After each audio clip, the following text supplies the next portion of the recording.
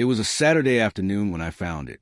The sun filtered through the garage window as I fumbled around in my wife's car, looking for the phone charger she always swore was somewhere in the glove compartment. I shifted papers, a crumpled receipt from Starbucks, and an empty pack of gum. Nothing unusual. But then, tucked beneath the passenger seat, I saw it. A used condom. At first, I just stared at it, my mind refusing to connect the dots. Maybe it wasn't what I thought. Maybe it wasn't hers. My hands trembled as I picked it up with a tissue, holding it at arm's length like it was radioactive. I'd been married to Julie for 6 years. She'd always been the love of my life, my partner in crime, the woman who made bad days bearable with a laugh or a gentle touch. But in that moment, everything froze. My stomach churned and my heart thundered in my chest. I felt like the walls were closing in. I went back inside, my vision blurred with rage and disbelief. Julie was upstairs in the bedroom, probably scrolling through Instagram or planning her next girl's night out. I walked to the kitchen instead of confronting her right away, grabbing a glass of water to steady myself. I needed to think, to piece everything together. The late nights at work, the text messages she dismissively swiped away when I'd walk into the room, the new lingerie she'd bought but never worn for me. It all clicked. I sat at the table, staring at the damning evidence on the counter, the tissue still wrapped around it. My hands shook, and I felt tears prick the edges of my eyes. Not from sadness, but from the raw sting of betrayal. By the time Julie came downstairs, I'd already made up my mind. "Hey, babe," she said, her voice chipper as she grabbed a water bottle from the fridge. "What's up?" I looked at her, really looked at her, like I hadn't in months. Her hair was pulled back in a messy bun, and she wore an old college sweatshirt.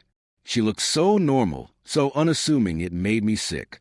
"We need to talk," I said, my voice steadied on my hands clenching the fist beneath the table.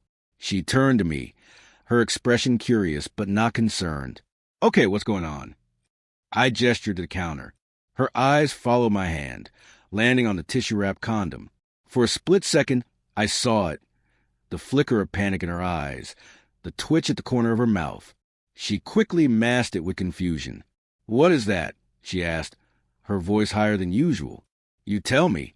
I said, "I found in your car." She froze, her hand tightening around the water bottle. I don't know, maybe from when we don't." I snapped, my voice sharp enough to cut glass. "Don't insult me by lying. I'm not stupid, Julie, and I'm done playing the fool." She stared at me, her face pale. "It's not what you think," she whispered. I laughed, a bitter, hollow sound. "Really? Then what is it? Because from where I'm standing, it's pretty clear." Julie stammered, reaching for me, but I stepped back. Her touch burned, and I couldn't stand to be near her. "Who is he?" I demanded. "How long has it been going on?"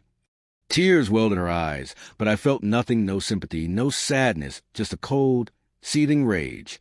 It doesn't matter," she said finally, her voice barely audible. "It was a mistake." I laughed again. "A mistake? You don't trip and fall into someone else's bed, Julie. This wasn't a mistake. It was a choice. And now I'm making mine." I turned and walked away, leaving her standing there, calling my name. I went upstairs, my mind racing. I wasn't just going to leave. I wasn't going to give her the satisfaction of a clean break, of walking away without consequences. No, she needed to understand the depth of what she'd done, to feel even a fraction of the betrayal she'd inflicted on me. For the next 3 hours, I packed her things, every piece of clothing, every pair of shoes, every piece of jewelry I'd ever bought her. I stuffed them into garbage bags, not bothering to fold or organize. Then I got creative.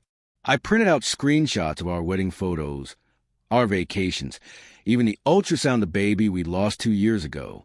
I scribbled messages on them in red marker. "Liar. Cheater. You destroyed US." I taped them to the walls, the mirrors, the fridge, everywhere she'd look when she came back to the house. But that wasn't enough. I logged into her Facebook and Instagram accounts.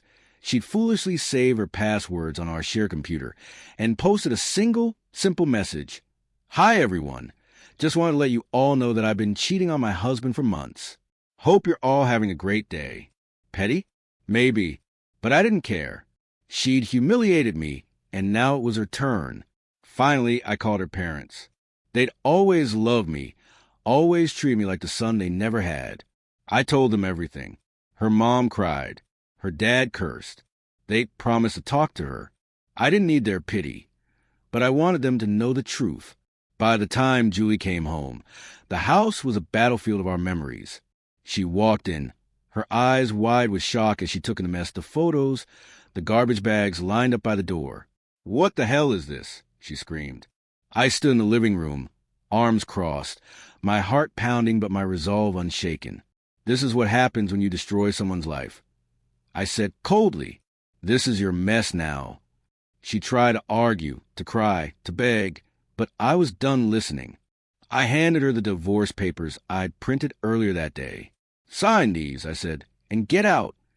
She looked at me, her eyes filled with a mixture of anger and despair. "You're being cruel," she whispered. "No," I said, my voice steady. "Cruel is betraying the person who loved you more than anything. Cruel is tearing apart a marriage for some cheap thrill. This is justice." She signed the papers, her hand shaking, and left with nothing but the bags I'd packed. As she walked out the door, I felt a weight lift off my shoulders. The house was a wreck. My heart was in pieces. But for the first time in months, I felt free. In the weeks that followed, I threw myself into rebuilding my life. I leaned on friends and family, took up boxing to channel my anger, and started therapy to heal the wounds she'd left behind.